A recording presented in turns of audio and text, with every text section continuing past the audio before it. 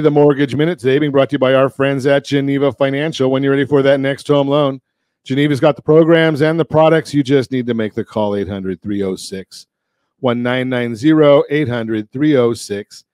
800-306-1990. And every day at this time, OBMMI, they provide the most comprehensive, accurate, timely, and interactive analysis of pricing ever conducted in the mortgage industry, calculated from actual locked rates with consumers across 35% of all mortgage transactions nationwide. They do not tell us points paid, points received, or APR. They tell us the number you put in your mortgage calculator if you want to figure out what the principal and interest payment is on a home loan. And don't forget, if you don't have that mortgage calculator, ronismylender.com. Ronismylender.com will give you the calculator for free. Great mobile app. Just got to ask for it. Go right there.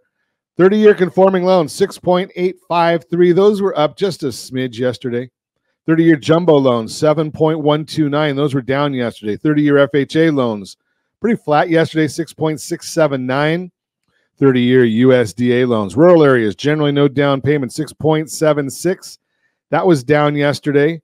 And what I used to call the best loan on the market, because it's second best now, the VA loan. It is still for our favorite group of people. And yes, we are once again the number one team, mortgage team for Homes for Heroes in the United States. The 30-year VA loan, 6.514. Great loan for our veterans, unless we can put you into the Home Select product, which is far better if you qualify for it. Let's take a look and see what's going on today in these markets.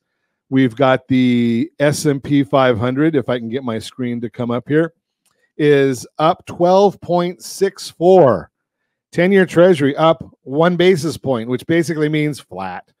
The mortgage bond is down 4 basis points, which is pretty flat as well. Really means that there's no changes. Remember, the rate goes in the exact opposite direction of the bond.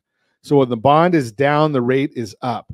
But it's like a 12% difference. So when the bond goes down 4 basis points, the rate's moving less than 1 basis point. Very, very minimal move. What's driving all this and to do nothing? Well, we're waiting until the end of this week. We're going to get the PCE numbers the end of this week, and we're going to get the employment numbers next week. And then once again, we've got Federal Reserve people speaking. And you know my feeling about the Federal Reserve and the majority of them, because such an idiot. Yeah, they're all about the same. So this time we get who do we get? Mary Daly. So she is a voting member. Finally, somebody said inflation is not the only risk we face. Getting near to where a point that benign outcome could be less likely. What the heck does that mean? Well, she's basically saying that the soft landing they've been talking about in the recession world, and not going to be very likely because they're going to overdo it once again. Michelle Bowman. So she's also a voting member. Ready for more hikes.